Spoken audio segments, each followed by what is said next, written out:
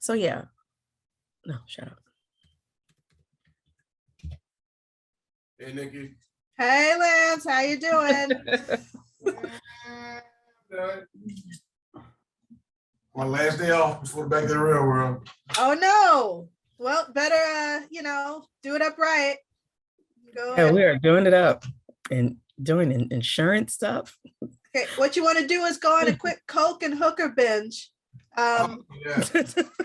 That's what we did in DC all week. Oh. Yeah, that's exactly what we did. Well, I know what Sunita likes. I know what she's into. That poor man. Yeah, this sounds just like me.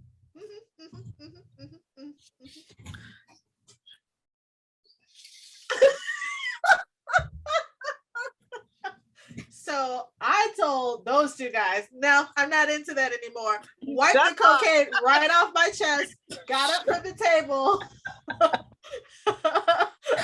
Flipped to the table. Took back my straws.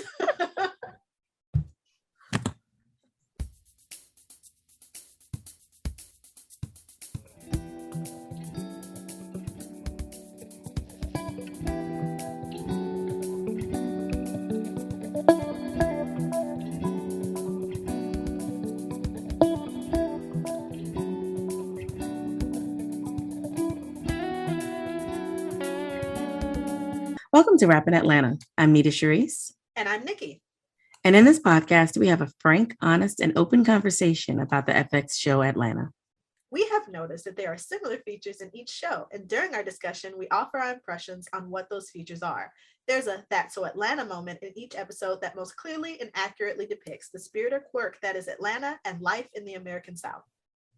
Dariusisms highlight the special flavor the character Darius brings to the show because he is easily one of the most layered, complex, and compelling characters on television.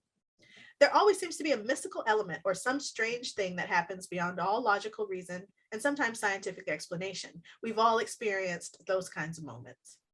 And finally, the SGR moment is very plainly the moment in each show when shit got real and we are reminded that life is not a game and desperation has the power to motivate any and every possible action.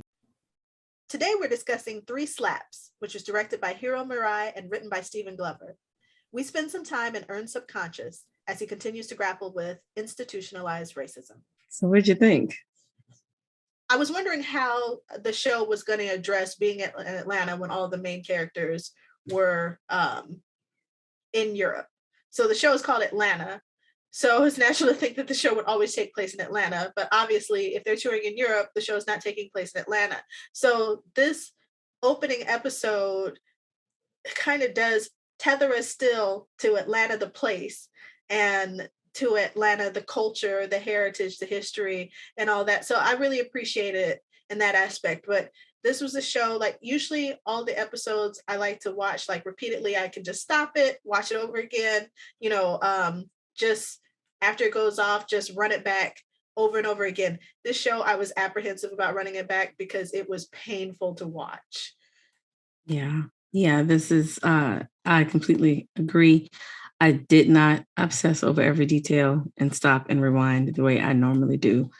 I would have to, if I'm honest, I watched it 1.5 times and I can't even really say half because I really just kind of went back to get a couple of details. I wasn't immersed. I figured that would be the best way to discuss this because when I think of this episode in particular, I'm remembering a more feeling that I had. I remember details, but it's the feeling. And it was just so, it was very well done. And I just really liked how they weaved in. If you were able to pick up the references, they're using things that have happened in our recent past and then just kind of commenting, which they always do. But this was like in your face, like this is based on something. So I'll let you go ahead and talk about just the opening because I think it was probably the heaviest part of the episode. Oh my goodness, this whole episode was just heavy, and as we're both parents, like it was just we're both Black parents. I'm a Black parent of 2 sons in Atlanta, Metro Atlanta, Georgia, and yeah, this was, but the show starts off on Lake Lanier. We have two fishermen, one black and one white. They're in the dark, catching fish. My dad is a fisherman. He usually goes way early in the morning as opposed to going late at night. There's no way I would go fish at any time of the day on Lake Lanier. Like, I remember when I first got into town, and I looked up stats about Lake Lanier. Lake Lanier is the deadliest lake in the United States. Really? Yes. And there's actually a lake, another lake that's about 30 or so miles away from Lake Lanier, that's about the comparable size of Lake Lanier, but it has a third of the deaths and accidents that Lake Lanier has. And Wow. so for those who aren't familiar with Lake Lanier's history, it's a man-made lake. It was made after it's flooded a town that was historically Black, Oscarville. Before it was flooded, there were a series of lynchings that took place in Oscarville because the town was, these were self-sufficient Black folks, and Oscarville was one of several towns in America that were historically Black, predominantly Black, that were self-sufficient, that had statistics where the dollar was exchanging like 20 to 30 times within the town before it left. So this wealth was being generated. These were newly freed slaves and their descendants who there's one town in Mississippi that I was reading about where they actually cleared away the swamp. So they're working in like this triple digit heat and humidity, clearing away the swamp to establish this Black town because to escape racism, and the things that were the lynchings that were happening. So these were, let's not forget that when Black folks were emancipated, they had nothing. They were given nothing. They weren't given any medical care or anything, but they also had their own talents that they had developed and, methods of labor and their own personal inventions that they brought with them to, they were farmers, they were builders, they were artisans, and they created these towns where they were able to practice their trades. Oscarville was very successful in doing that. And so as the outsiders, white folks, learned about Oscarville's success, one of them would get drunk, get jealous, accuse somebody of rape, and then there'd be a lynching where police may or may not have been involved or turned a blind eye or whatever, or may have actually like helped to orchestrate it. And then a lot of people will run out of their homes. Now in Alpharetta, that's another area where there was a large concentration of Black people. And Ida B. Wells reported on this, where it's like, you ever notice how they're targeting men for lynching that have businesses, and are building wealth or are providing opportunity? Oscarville did that same thing. So, the lake is haunted. That when I first moved out here, and I kept hearing, it's like, why are these people dying on this lake? Like, let me not go there. Because of course it is, because the origins of the lake came out of murder. So it's not going to rest. It's not going to rest. I haven't looked into the statistics and seen like how the deaths happened, but if it's anything like what was on the episode, why is anyone fishing there? Why are they there? It was set up like a typical horror movie where you're like, all of this is wrong. Why are these people so stupid? What are you doing? Yeah. I posted a link to a BuzzFeed article where they actually show video of some woman. She's twerking on a boat. It's a white woman, and then she just falls. She falls into the water, and then it looks like she's getting pulled down into the water on the video. It literally looks like that. And they were probably just mad about the twerking, really. Yeah. The ancestors, whoever were there, those unrested souls. It's captured. Y'all see how the spirits in Lake Lanier just snatched her. Yeah, you see that? So, wow. 675, and this what is this article? I don't even think this article is the most recent article on this. See, this This was was 2021. 2021. But yeah, like 675 people that they know of have died in Lake Lanier. But people go out there, you know, are alone all the time. You never hear from them. They just disappear. And you see where that dock, like on that same BuzzFeed article, you see where that dock just fell with all those people on it. Anyway. On the same article? In the same BuzzFeed article, seeing about 8 million visitors per year. Like, no, I'm not going to be any one of those millions. And the Lady of the Lake? Oh my God. Yeah, so in a video of the incident appropriately set to Celine Dion's Titanic hit, My Heart Will Go On, partygoers can be seen scrambling toward the stairs while the dock slowly begins tipping them toward shaky waters. And when the crowd blocks, they only exit in a panic commotion. Some can be seen jumping into the lake from the second floor to avoid getting stuck.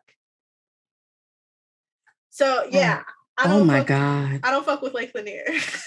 Why is anybody though? Why is anybody? Because they probably don't know the history, or they probably haven't heard it. They just think, that stuff happens to them, but I'm special, so nothing's gonna happen to me. Like, I'm young, white, and free.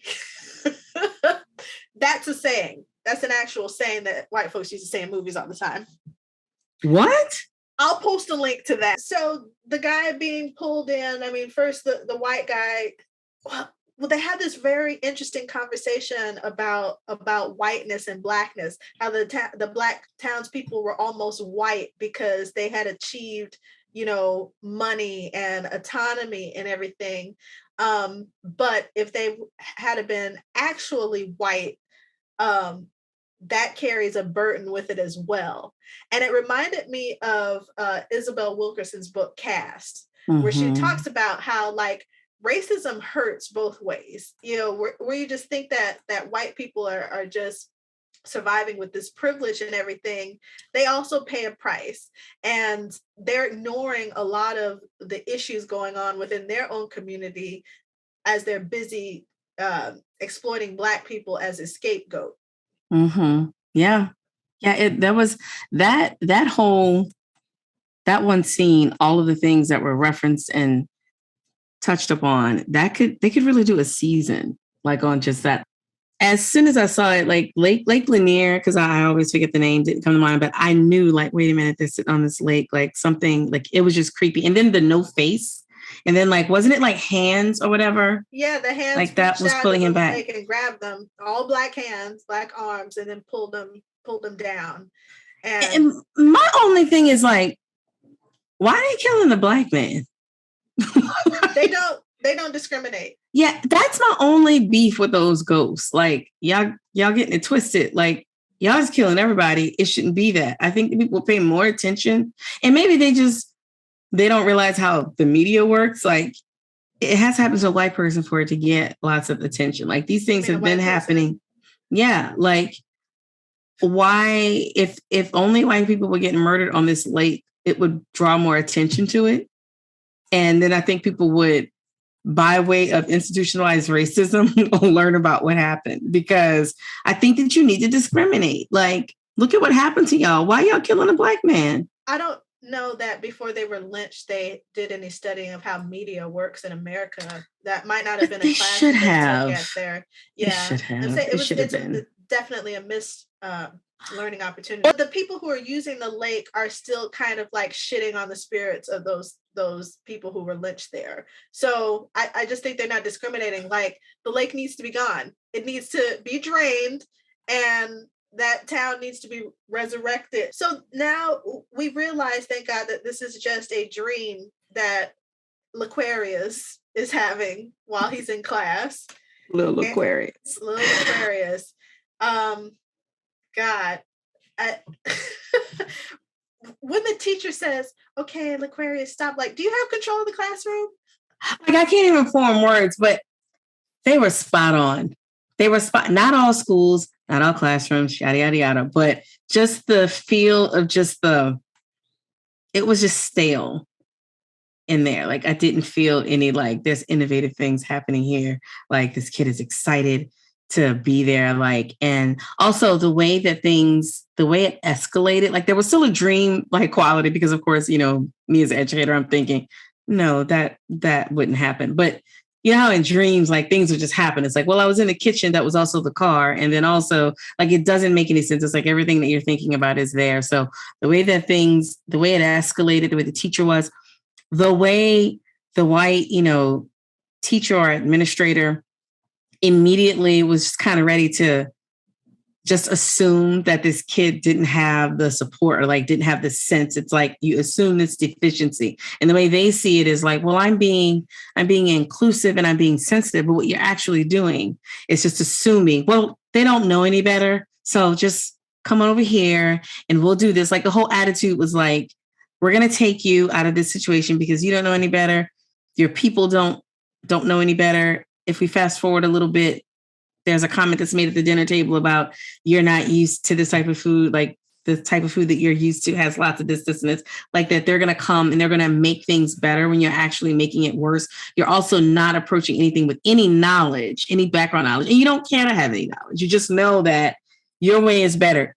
Even the worst thing that you could do is still better than the best thing that the Black community or this child's like Black family, Black parents can do. And it's just that arrogance, and it's couched in that, but I'm one of the good ones, that leads us to always say like liberals are the worst. And folks, we said this a long time ago before this episode was even aired. Liberals are the worst. I would take the hood wearing redneck that's like, you know, niggers breathing up all the white man's air. Credit to Dave Chappelle, the Chappelle Show. I will take that because I know what I'm getting more than I would take the liberal person that thinks like, hey, I'm an ally and I'm here for you. And since you don't know how to do anything, here we come with our Brussels sprouts and our beats. Yeah, capers. So he gets called to the office. I just hate how like there's never any alternative. Like, okay, these kids are excited about this. They're doing this dance. Can we turn this into a learning opportunity? There's never any redirect. There's always just immediate punishment. So they send him to the office. They call his parents, you know, so disrupting her day. I don't know where his dad is. L'Aquarius's dad is. Doesn't matter. His grandfather is there. So there is a male figure in his life. Multi-generational parenting going on, which is good. So the mom, you know, he's been cutting up before, and the fact that they want to, well, we think his curriculum is too challenging. Really? Like the assumption is that it's too challenging. They never think that this kid is bored because the work is too easy or it's uninteresting. I just hate that whole thing where if there's an issue with the child's behavior, then it's no fault of the teacher, no matter what their teaching style is or anything like that. And I'm not saying that every teacher is bad, but the thing is, the entire class was cutting up. So yes, she did not have any control of the class. And the fact that L'Aquarius is repeatedly disrupting the class, they never thought to give him any additional work, you know, in detention or anything like that, or simply talk to him and ask him what his interests are to understand. It's like the kid is not the problem. How you're connecting to the kid, therein lies the issue, you know. And I just hate that from having to deal with issues with my own kids, where I'm just like I remember when I was teaching him kindergarten, homeschooling him during the pandemic, and we're going over numbers, but they go to the number 10, and it's like the number 10 is 1 and 0. The kindergarten teacher had never taught the concept of 0. She did not start teaching the concept of 0 until I said, are you going to teach the kids about 0? Because that matters, especially when they come to double digit numbers. Place value, yeah. Then she started doing it. But it was always, well, he's not getting it. He needs, you know, he needs review or whatever. Yeah. If it's more than 2, it's you. And if you've taught long enough, you know that if it's a group of kids, like you said, the whole class was dancing, and there's never like a thing of, well, maybe it's something that I'm doing. And it doesn't even have to be like, whose fault is it? It's, well, let's look at my approach or the curriculum? Is there something that we need to change? And there's also never enough data collected to even make sure, again, that it is just this person. Maybe it's a couple of kids at this particular time. Like maybe we need to do some. You're right. There are never any other things explored to see what can be fixed. It goes directly to punitive, and punitive is supposed to be your last resort, or like your second to last resort. You do everything that you can to make sure the environment is right before you say, okay, we need to bring in reinforcements. Also, if you're going to contact the parent, it needs to be on the same thing of like, how can we fix this? No, it's automatically assumed like there's something that is deficient in you. And it's so messed up because it's like, but you're the one with the degree and the credentials and the whatever, and you're supposed to be shepherding this child towards that. So if something is happening here, you're supposed to have the tools and the strategies or the resources to connect with the tools and the strategies to see what's happening here. Because the goal is to get this kid out onto the next level so that they can continuously, like when I train teachers, I would say, you were in second grade already. Like, stop doing everything for, like, they're in second grade now. Like, what's second grade going to be? And it's preparing you for third grade. So why are we like, well, what are you doing?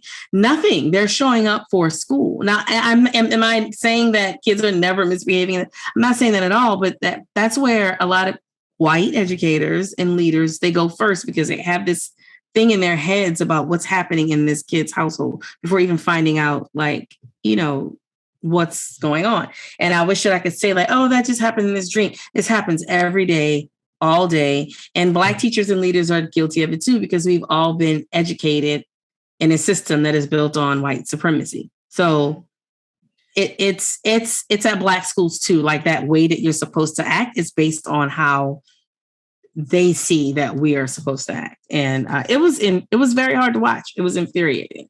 Yeah. Everything from, them standing there witness the child getting chastised, even before that, the parent chastising their child, the grandfather chastising their child, while I was like, take it to the car because these white folks are going to be watching. So I'm not sure why she stood in the hallway and did that. But even before that, wasn't the administrator, I'm guessing the principal or vice principal, she was Black. This counselor is going to come in here and overtalk her. And talk. Oh, when I saw that, I was like, first of all, I'm leading here, but that happens. It's like, yes, you are the leader here. This Black woman who probably has like years of teaching and leading under her belt. And also, you might want to shut up talking about anything because I'm the one that's going to connect.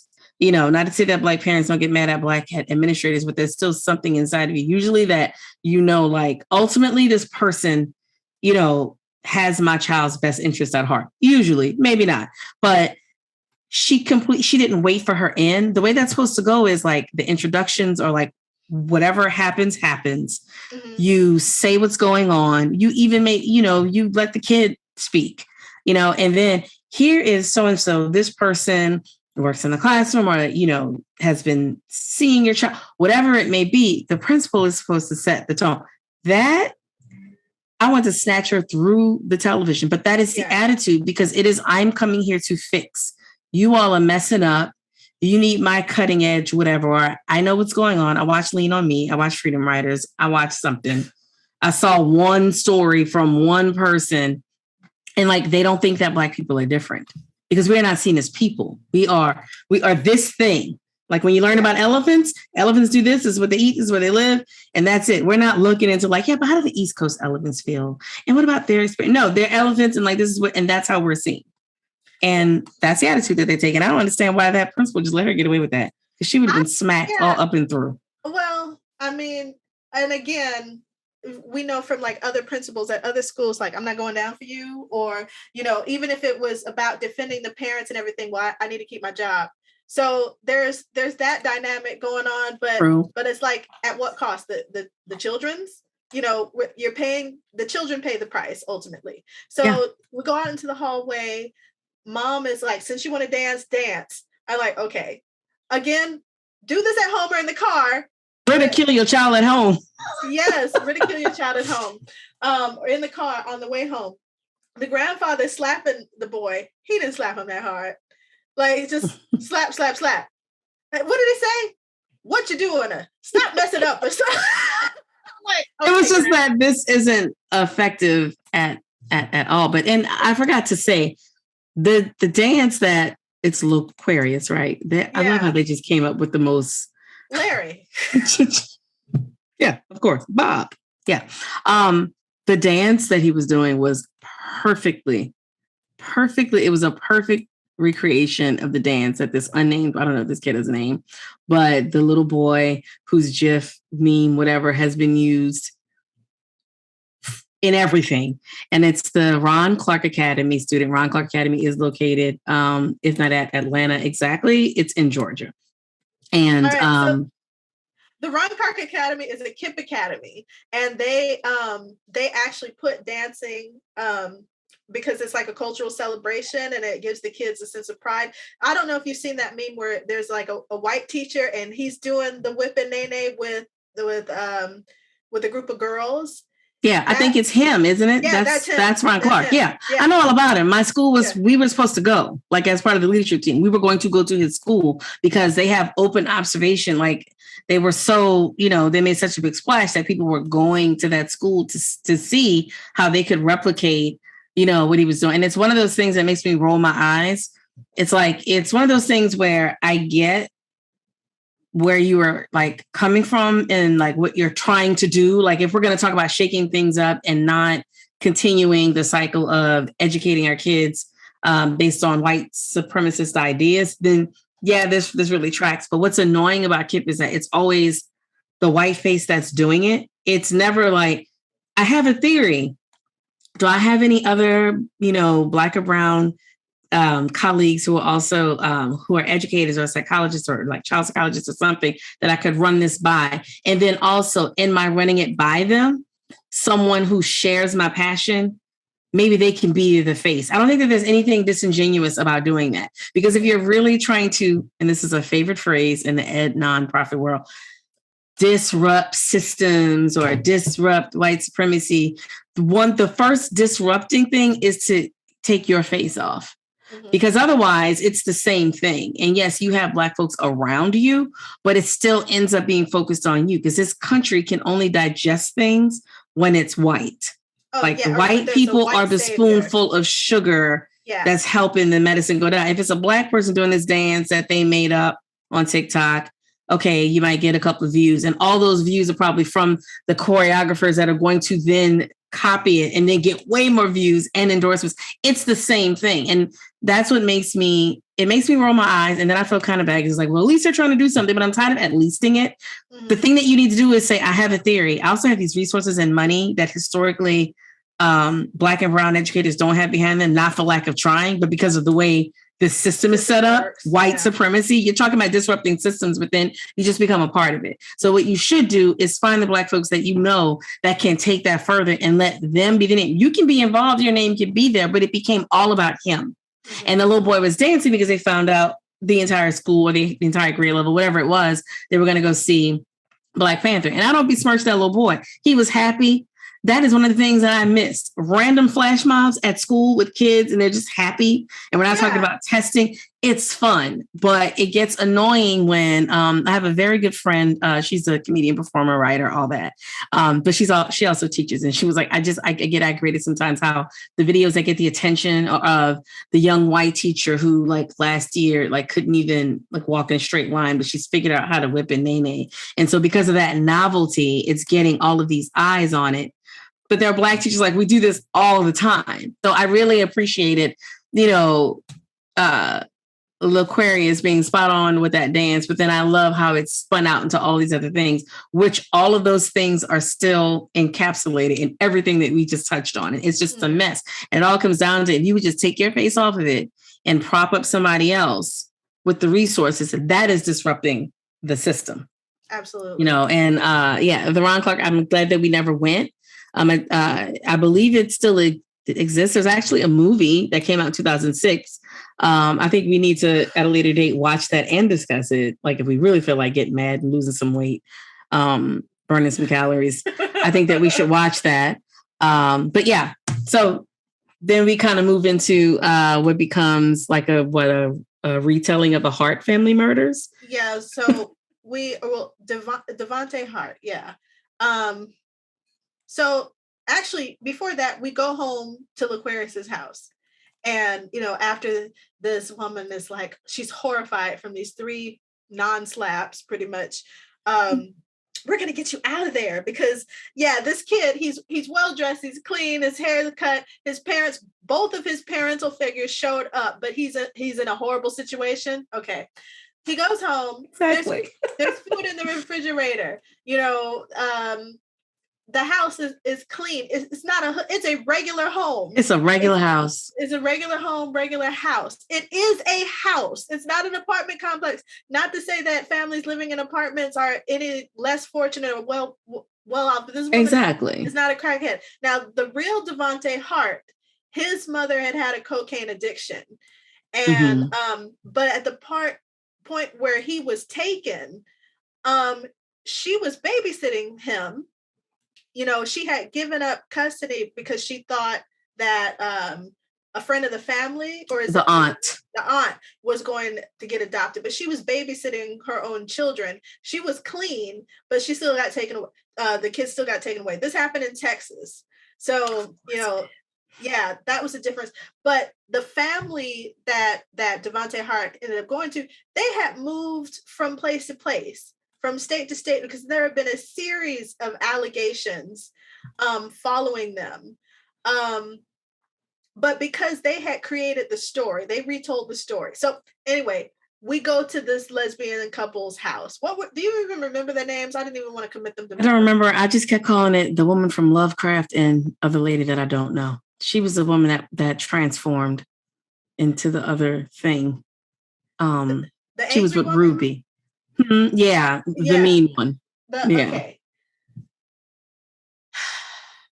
When he steps into the house, they put the little hat on his head, so it reinforces the Devontae Hart connection, because he actually wore that little hat like it. He was younger when he had been taken from his mom, 4 years old. This boy is obviously older, L'Aquarius. But he steps into the house smells. There's no telling what it smells like. It's raggedy. It's crazy. And it looks like they're like always doing renovations. Like you can see, like there's like, like they're about to paint, like the keels or whatever. It just looks like you're in transition, or maybe you're squatting somewhere. It was really random. Very random. It reminded me of probably what waits inside a lot of these homes in these neighborhoods that are being gentrified. So right now, like, with the Beltline going on in Atlanta, when we went to that festival, we did the show from the Beltline Festival. The Beltline is this project that's been going on for years. It was actually created by I want to say a UGA student, and it was meant to unite the neighborhoods and like cut down on, or like push back on Atlanta's segregationist history, but it just ended up pricing out middle class and poor people out of the city. So typical. Yeah. So there are these neighborhoods where you have these big Victorian era style homes, Southern Gothic classic homes. And whereas in certain neighborhoods, they used to be Black owned, they're now being gentrified. The Blacks are priced out, taxes are going up and whatnot. So only a certain type of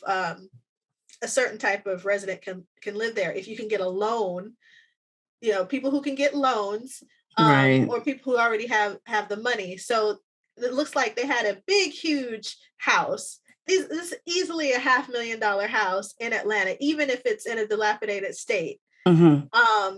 And we know from conversation that they have later on, before they decide to commit suicide, that they had gotten a big loan. So they're living off of this loan money because they were seen as heroes. Yep. And they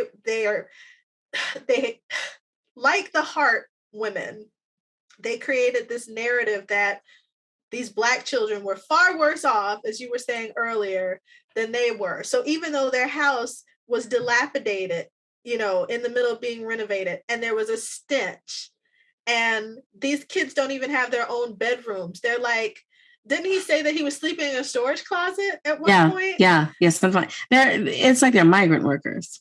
Yeah. What's hilarious, like she handcrafts this towel. She changes the dude's name. And that's a tangent, because my grandfather had his name changed. So my grandfather, my mother's side, he was actually a Moultrie, Moultrie. The teacher said that was too hard for him to spell, so changed it to Mootry. Changed his surname. Just legally? Just from then on, he was called Moultrie. Now this was like at the turn of the century, coming out of like emancipation. So yeah, there's no checks or balances or like verifying nothing. And this was in Alabama. And I'm not sure why his mom, she was having an affair with a married man. That's how he came to be. So she had given him the Moultrie name, but the teacher changed it because she thought it was too She's hard like, even better. So all the Moultries, Mootry, we're related. Well, yeah, because it's like this name just started. Yeah. But yeah, this woman gonna change his name to Larry because she couldn't spell it. Let alone, never mind asking what the proper spelling is or whatever. She couldn't spell it, so that's a problem. But I love how they insert humor. Do you have a washcloth? Washcloths. Yes. Yes. I was like, oh wow. And did you notice how when he asked for that, the other kids looked like washcloth is the word that must never be said in this house? Like, oh, he's new. Like they had that look like, don't ask him. Like we've all been through it. And I really liked how that, without saying it, without flashing up like, like a chyron that says like, it has been 6 months. You already see like these kids have been with these women for a long time. There are already things that have been established. And it's obvious that they all had their washcloth moment. And if you could fast forward it in your head, you could see, had they gone further and had Loquarius there for a while, you would see some other kid like, hey, where's washcloth? It's like, hey, don't like it just created this, like these kids have a sense of community that comes from just surviving together. We didn't hear much from them, but they communicated with their eyes, which I find that we have that instantly with Black people that we've never met before. Where you're like, do you see this shit? Yeah. We talked about nonverbal communication. We excel at that. Yep. Yeah. So why don't white people use washcloths? Like, because this is not the only time where didn't Dave Chappelle make fun of that as well? Everybody makes fun of it. It's everywhere, from the not using the washcloth to the not. I know you saw the Twitter thread with how they don't wash their legs. Yeah. And wasn't it you that told me, or maybe I saw like a rendering of like how the Moors or how Black people had to show them how to wash? Like you need something to wash because now this is dirty and now this is going to get clean. You can't take your dirty hand and just like, that's not doing anything. You need some agitation of the skin stuff, some sloughing off. It just doesn't seem like that's what they naturally do. And I thought that was hilarious. Like that was a nice little like, yeah, we're checking off all the things without feeling like it's checking off. Like, hey, you want some raisins in that? Like, and they still touched on the food, but I just loved how it was like, well, you have too much oil and such and such. It just reminded me of those people that learn one thing about a group and they just kind of just assume, like that this is happening, not knowing the history behind the foods that we eat. And like, yeah, some of it's bad, but I wonder why. Oh, maybe it's because we were given, the shit parts of every animal to then feed our families. And then we found a way to turn the messed up part into the best part. And then it becomes a delicacy and you never find out about the Black people in the kitchen that made that happen. That was a plug for High on the Hog. If you have not watched that, love that documentary. You have to watch it. And season 2 is supposed to be coming out at some point. Well, my sister come out on the weekend because mom doesn't have Netflix. And I'm like, let's like make sure that is a thing that you watch with your mom and your grandma. I watched it with my grandmother here. You know, they had to come here for Hurricane Ida, and even with like not having power and things like that. I'm going to treasure that like forever. Yeah. Like her just saying, oh yeah. And her being able to testify to things that people are saying. Cause like she was there, you know, or like, or even watching her discover like, oh, like that's why we do that. Like her not knowing. And this woman has been on this earth for a long time. I recommend that to everybody. Watching somebody old in your family. So that's nice. I love how we were able to draw positivity out of this horrible. Yes.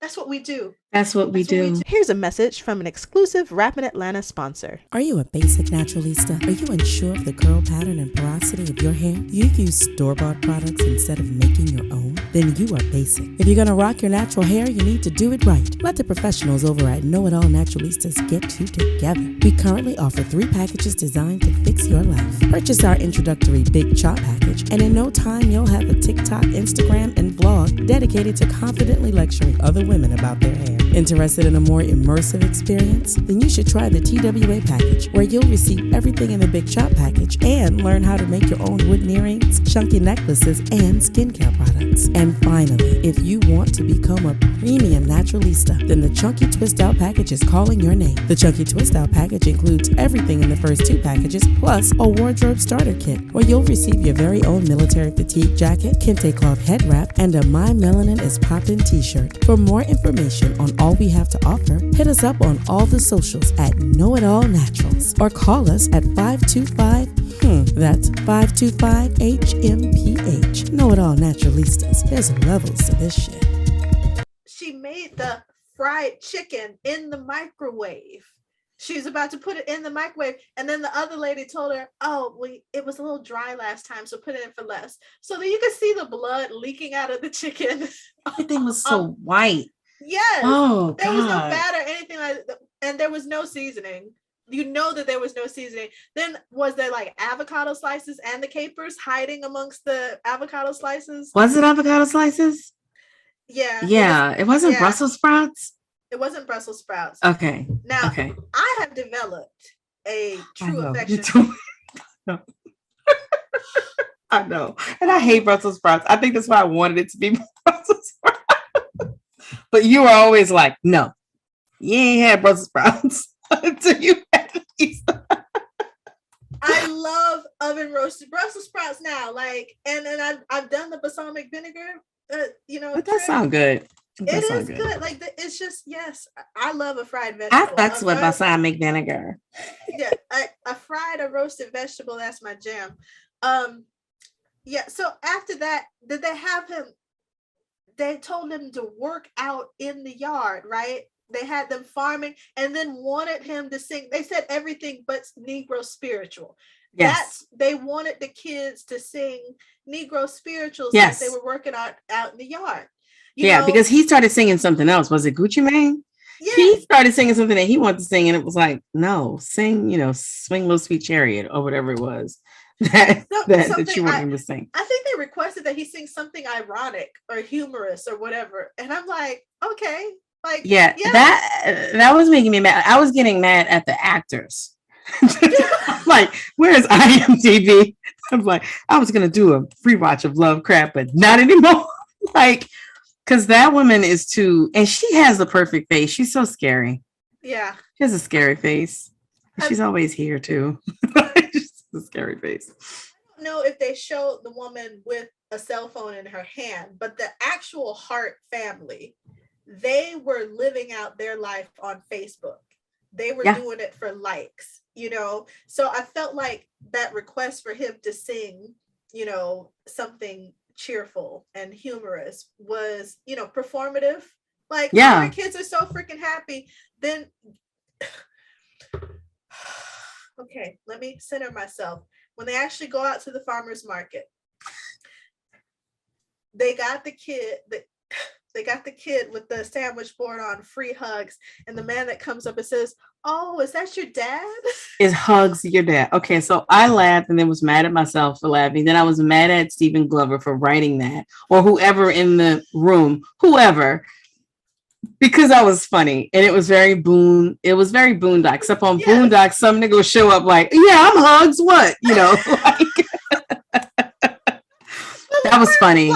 It was perfect. And then it's just like, but it also reminded me of how like white people will say something and it's like, yeah, I know you don't know about this, but if you had just thought about that for 30 seconds, you would see how stupid that is. Like when I show up with my hair different, somebody's like, oh my God, your hair grows so fast. It was like just as stupid as that kind of comment. Like grows and changes color so quickly. Like, good and well, that man's name isn't Hugs. But then on the flip side, kind of being able to envision a white person really thinking that, well, their names are so different. Maybe somebody's name is. It just made too much sense. It was actually perfect, but I was mad that I was laughing. It was great writing. It just really confuses you, like makes you feel all these types of emotions. All types of ways. Yeah. To be like, oh my God, slavery was terrible. It's a terrible thing.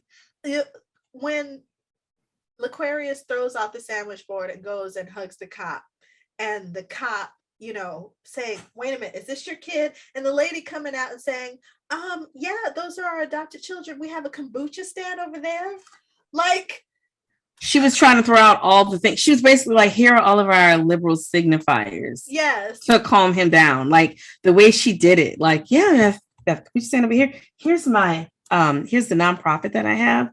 Like, where we supply symbols to schools. Like just random, like, I'm a good one. I'm not somebody that's kidnapping someone or whatever. And it's a testament to how they act like they don't know what's going on, but what your privilege is, even though you pretend like, well, I don't have privilege. I didn't grow up rich. Like they played both sides. And so just like the woman who saw, who was told by the black guy, by the black man to leash her dog.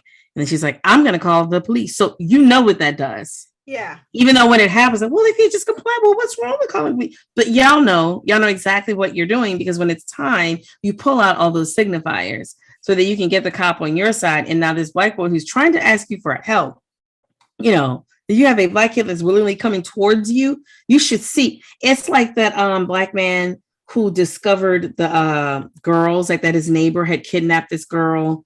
And then he was like, a pretty white girl, running towards a black man, dead giveaway. That cop should have been like, this is a dead giveaway that something is going on. Like, that's that interview that went viral and they turned it into a song. The cop should have seen, like, this boy is willingly coming towards me. This is a black boy. He's just about the age where we stop finding them cute and they turn into threats. And he's coming towards me. So something is wrong. But their whiteness is that powerful.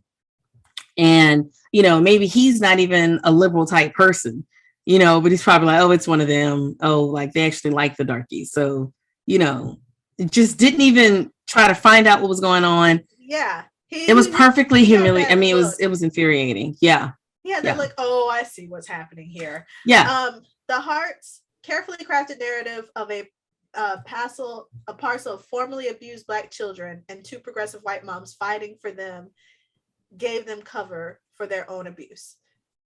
So those kids, they were beating those kids. They were reported on multiple times with those kids coming to school and having scars and bruises. Nothing's being done. Nothing was done. They lied and said the little girl fell down the stairs. Now these children were obviously malnourished. They were not the size that they were supposed to be. They were being starved.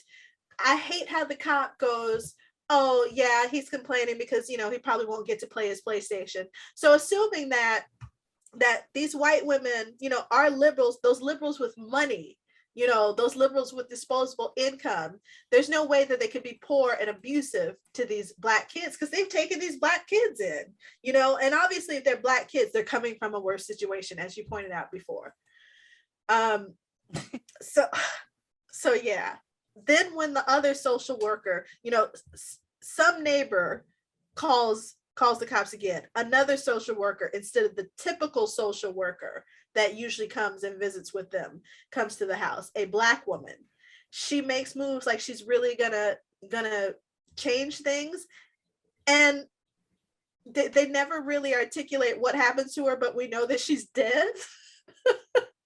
Because her head is in a jar in the refrigerator, according to that boy's dream. But that was a dream that he was having after eating like the horrible food. Mm-hmm. But then also her clipboard is is in the trash as they're preparing to go to the Grand Canyon. Right, right. Yeah, that's one of those dream things. Like, well, is that a way of saying that, you know, maybe the moves that, like, just looking at it from what maybe in the background, what really happened is she tried to raise some things and like maybe she was thwarted, or it's just like a dream. Like it doesn't have to have a why behind it. It just is.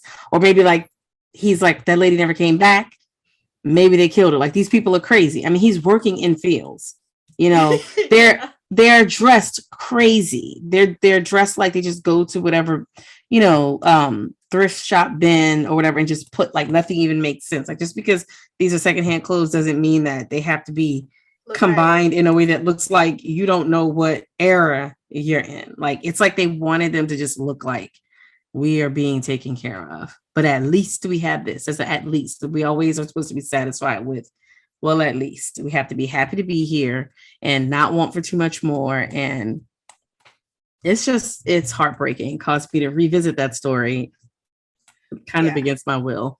The child was obviously sick when the counselor, the CPS worker comes in. It's like, what is this? Oh, those are blueberries. They have medicinal value. Like you're not giving that child any medicine. And I like how Helen was like, okay, like yeah, she was she's taking notes. Like, yeah. like, And she no. said, we're gonna get you out of here. And the minute she said that, then But when she said that, I was thinking like, stop saying this stuff loud. Like I immediately was like, no, they're gonna make sure, because the first thing she said was, well, I don't remember what the woman's name was. Where's Katie? So obviously there's, like you said, there's a regular one that comes, it's probably like whatever, or maybe in on it. Maybe they just do this. Maybe they're collecting kids. There have been stories in the news, I'm pretty sure it's not just local, about CPS workers and like finding out that they're involved in these things, that they're not. Like I just saw this like last week, and from my own experience with them, that things are not done. But see, when something like this Hart thing happens, you can bet that they're all saying, well, I put in the thing. And there are lots of good ones there that are like, I'm pushing this stuff through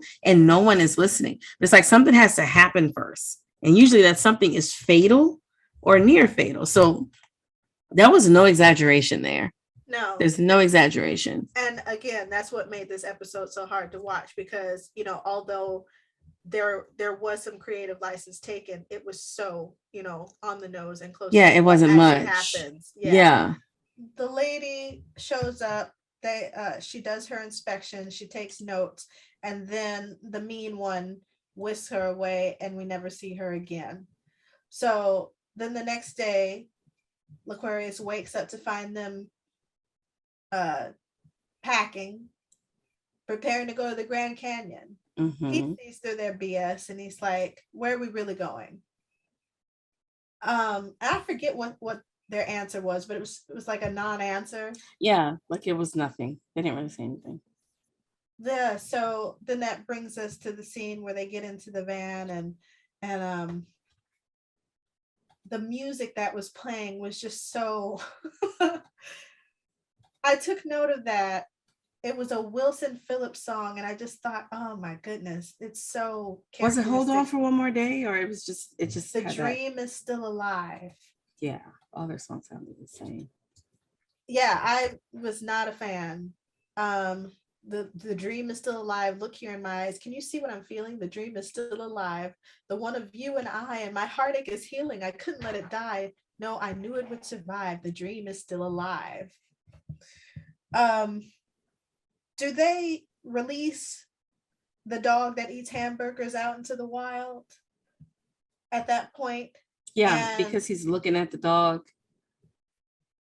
and then they set the dog free. And I'm like, okay, so you're setting the dog free to make sure, another nice little liberal checklist there.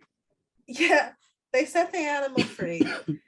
And then, the one admits that she just thought she was doing the right thing, and they were given that huge loan, because they kept getting away with it. The Hart family in real life, that couple, I think I mentioned earlier, they escaped through like 3 different states.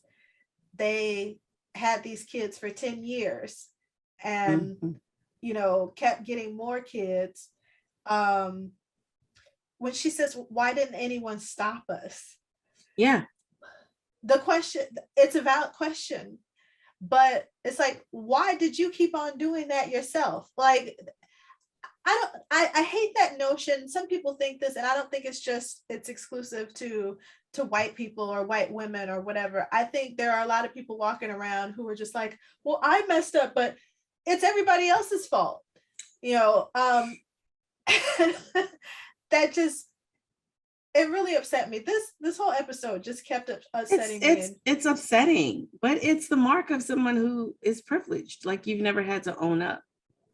Like, it's just like, well, you should have taken the keys out of my hand. And, it just goes back to what we said. I'm pretty sure it was earlier in this episode, where they know the privilege. They know what it is that they're getting away with.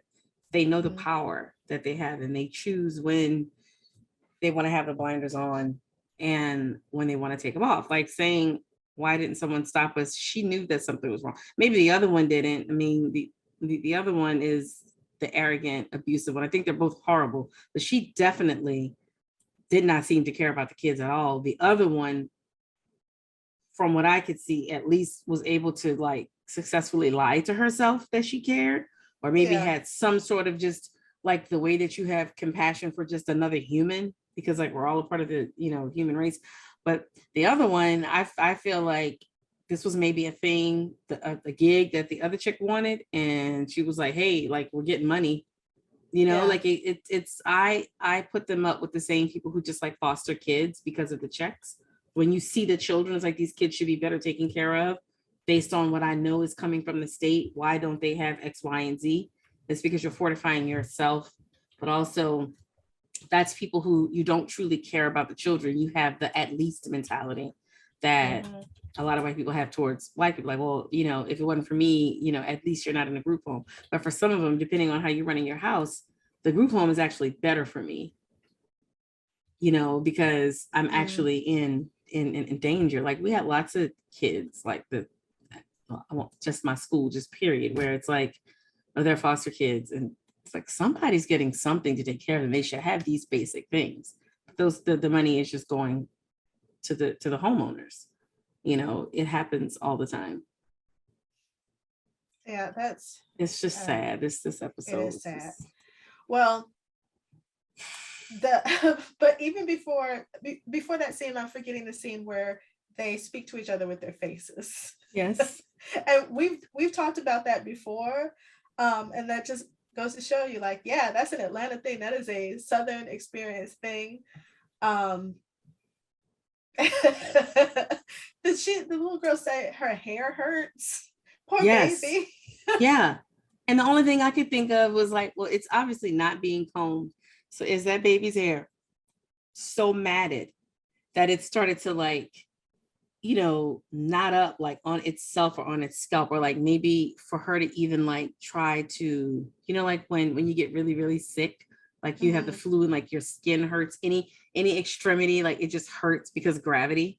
It made me think, you can tell that girl has a lot of hair on her head because it's all packed in. So I bet like even just for her to move, there's so much pain, because depending on how long she was there, her hair ain't been combed since she's been with them. No, and I wondered if it had been washed. So there's no telling what's in there. Yeah. And that child is old enough to know, to have a before, to have a reference point. Like, I know that this is not supposed to be like this. So who knows? She may have even tried to like put some water on it herself. They don't strike me as people who go behind the kids to make sure that they clean themselves. So it seems like, oh, you probably just go in the bathroom and do whatever. There is no real care here. Everything, like you said before, is performative. And they show that like there's something that happens when they're all sitting in the kitchen and Rihanna sits spirit animal, and then the other girl's almost like giddy with like, tell me that she is a part of or like that she's a part of something she said to try, like she's worried about like trying to make sure that Rihanna is allowed to say something. And she's like, we got to comment on this, right? They asked about her ethnic background. Like, tell me that she belongs to a, certain ethnic background. Who are you? Her to say that. Yeah. Again, we've said it before, liberals are the worst. It's We've said it before. We've talked about it in depth on the when we reviewed Juneteenth. It's true, and this is a fine example of that. So Laquarius peeps game for real, and escapes. I was so happy for him, but I was just like, well, what about the other children? You know, did they? In the true life story, there were 3. All of the children's bodies were found except for 2 in the actual Hart story. Oh, I thought it was just 1. Okay.